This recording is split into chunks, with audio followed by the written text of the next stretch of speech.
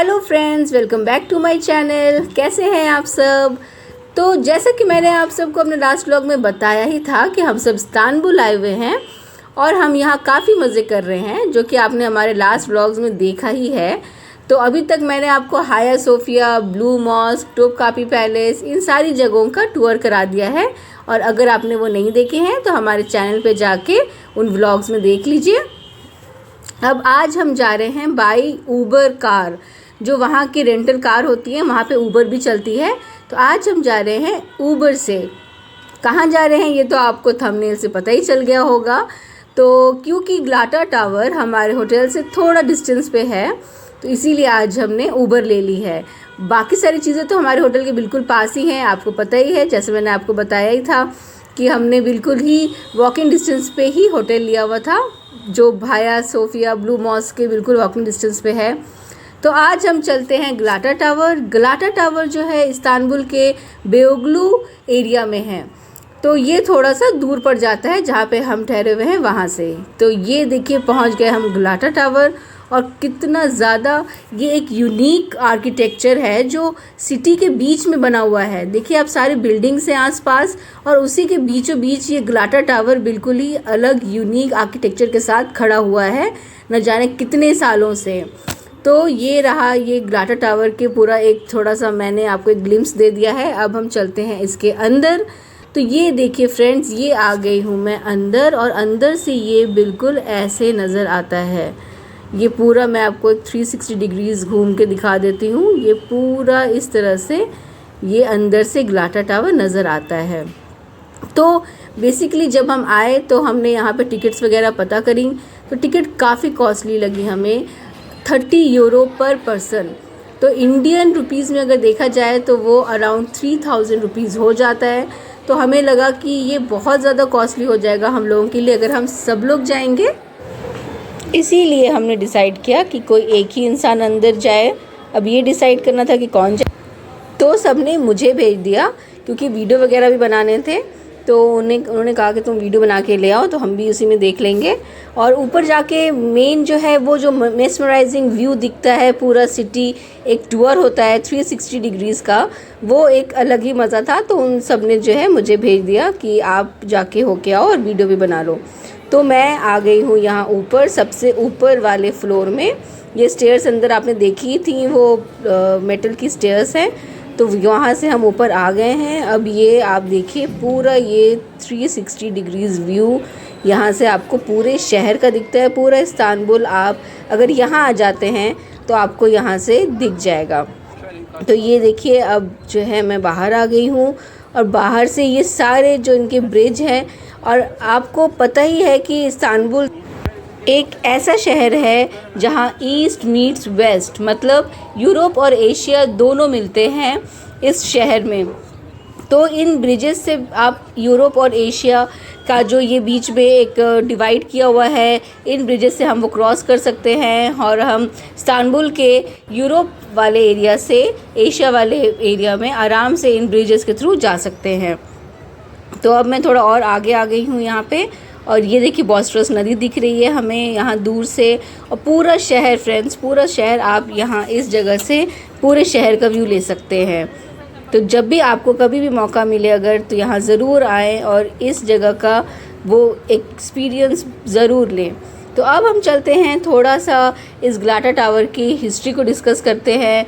ये कब बनी थी और क्या क्या चीज़ें थी, क्या क्या मिस्टीरियस चीज़ें थी जो, या क्या क्या लेजेंड्स थे इस जगह के बारे में, वो सारी चीज़ें हम थोड़ा डिस्कस करते हैं। तो दोस्तों, जो ग्लाटा टावर है ये फ़िलहाल अभी तो ग्लाटा टावर भी है और म्यूज़ियम भी है, लेकिन जब ये बना था तो ये एक वॉच टावर बना था।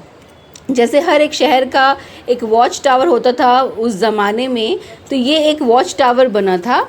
और अब ये एक एग्जीबिशन स्पेस की तरह और म्यूज़ियम की तरह यूज़ होता है। तो ये बाइजेंटाइन पीरियड में बना था, लेकिन इसे डिस्ट्रॉय कर दिया गया था, ये डिस्ट्रॉय हो गया था और इसे दोबारा बनाया गया था फ्रेंड्स 1348 में। ठीक है, तो 1348 में इसे दोबारा बनाया गया एक बार डिस्ट्रॉय होने के बाद। अब इसकी हाइट जो है आप देख सकते हैं काफ़ी लंबी है, ये काफ़ी ऊंचाई पे है। तो इसकी हाइट है दोस्तों 219.5 फीट। तो ये काफ़ी ज़्यादा लंबा है, अराउंड आप समझ सकते हैं 7 to 8 फ्लोर्स के अराउंड होगा, क्योंकि जब हम लिफ्ट से आ रहे थे तो वो वैसे थोड़ा एक अंदाज़ा लग जाता है। तो 6 to 7 या 7 to 8 फ्लोर्स ये पूरा ऊपर तक है। अब ड्यूरिंग ऑटोमन एम्पायर इसे क्या किया गया, इसे प्रिजन बना दिया गया। जब ऑटोमन एम्पायर आया तो उन्होंने इसको वॉच टावर से हटा के इसे एक प्रिजन की तरह यूज़ किया।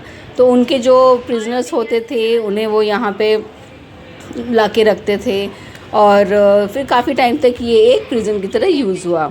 अब इसी जगह के बारे में एक बहुत ही इंटरेस्टिंग स्टोरी है जो कि 1638 यानी कि 17th सेंचुरी की एक बहुत ही इंटरेस्टिंग स्टोरी है दोस्तों, जो मैं आपसे शेयर करना चाहूँगी कि हैज़रफन अहमद नाम के एक साइंटिस्ट थे जिन्होंने अपने वो आर्टिफिशियल एक विंग्स बनाए और उन्होंने अपने ऊपर वो विंग्स को लगाया, लाइक स्ट्रैप्ड किए विंग्स को अपने ऊपर, और उन्होंने फर्स्ट इंटरकॉन्टिनेंटल फ़्लाइट लिया जहाँ से उन्होंने यहाँ से लिया और पहुँचे कहाँ पे, वो उस्कुदार में। और उस्कुदार कहाँ पे है फ्रेंड्स, वो है ऑन द एशियन साइड। तो उन्होंने इतनी लंबी उड़ान जो है यहाँ से भरी और ये कहा जाता है कि ये जो उस ज़माने में जो एवलिया सेलेबी करके एक राइटर थी, उन्होंने इस चीज़ को रिकाउंट किया था। तो अब आई होप ये चीज़ सही होगी, क्योंकि काफ़ी जगह पे मैंने इस चीज़ को पढ़ा है। तो उन्होंने पूरे बॉस्फोरस को क्रॉस किया करते हुए वो उस्कुदार में जाके उतरे, जो कि एशियन साइड पे है इस्तांबुल के। तो ये फ्रेंड्स देखिए यहाँ पे एक मिनिएचर मॉडल, पूरा बहुत बड़ा सा मिनिएचर मॉडल इन्होंने बनाया हुआ है पूरे इस्तांबुल शहर का। और ये देखिए बीच में है गलाटा टावर और कितने सारे मॉस्क्स आपको दिख रहे होंगे।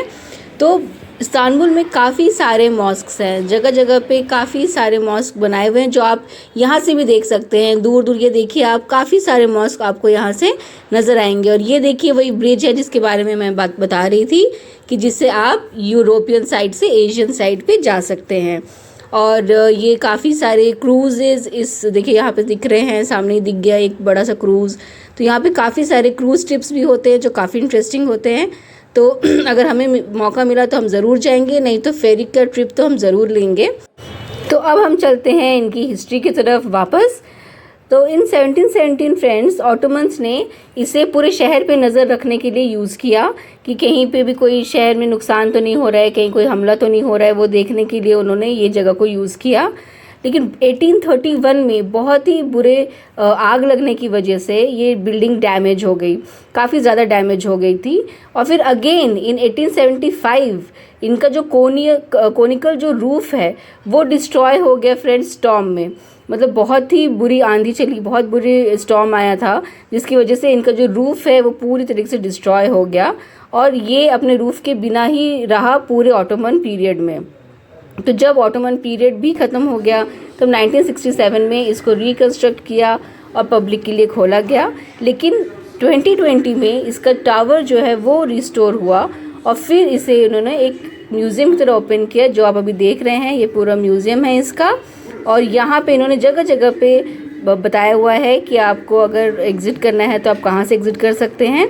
क्योंकि मुझे आइडिया बिल्कुल भी नहीं था कि एग्ज़िट हमें स्टेयर्स से करना है, मुझे लगा ये जो लिफ्ट्स हैं यहाँ से यहीं से करना है। तो मैं यहाँ पे वेट कर रही थी, म्यूज़ियम का भी मज़ा ले रही थी और वेट कर रही थी, बट इन्होंने बताया कि नीचे जाने के लिए स्टेयर्स यूज़ करने पड़ेंगे। तो फिर हम पूरे 7 to 8 फ्लोर्स मेरे ख्याल से हम लोग ऊपर थे, तो हम स्टेयर्स से नीचे आ गए और काफ़ी अच्छा इन्होंने टनल सा बनाया हुआ था, तो हम नीचे आ गए हैं। इसकी जो टाइमिंग्स है दोस्तों वो सुबह 8:30 से लेके रात के 10 बजे तक रहती हैं। तो हम लोग सही टाइम पे आए थे, अभी शाम का ही टाइम हो रहा था। तो अब हम यहाँ से निकल रहे हैं और ये देखिए बाहर कितना अच्छा नज़ारा है और मौसम भी बहुत अच्छा हो गया है। और यहाँ से निकलते ही गलाटा टावर के आसपास आपको बहुत अच्छी मार्केट मिलेगी।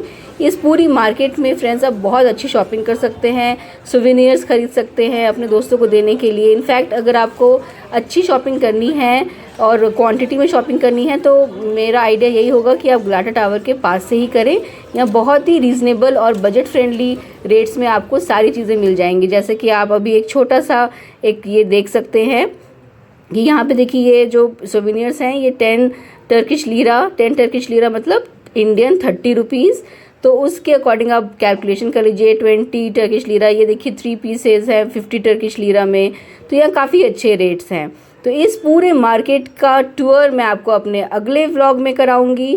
तो do like, share and subscribe my channel, और फ्रेंड्स बेल आइकन पे भी क्लिक कर दीजिएगा ताकि आपको मेरे अगले वीडियो का नोटिफिकेशन आ जाए।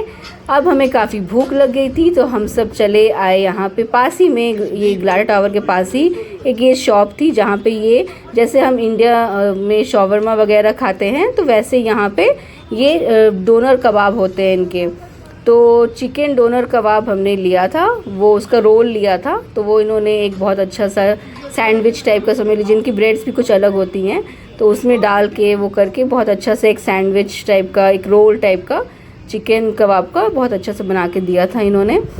तो वो सब हमने खाया पिया यहाँ पे, और काफ़ी वो भी काफ़ी सही रेट में था। 100 टर्किश लीरा का हमें वो पड़ा था, तो अराउंड आप समझ लीजिए 300 रुपीज़ इंडियन रुपीज़ में।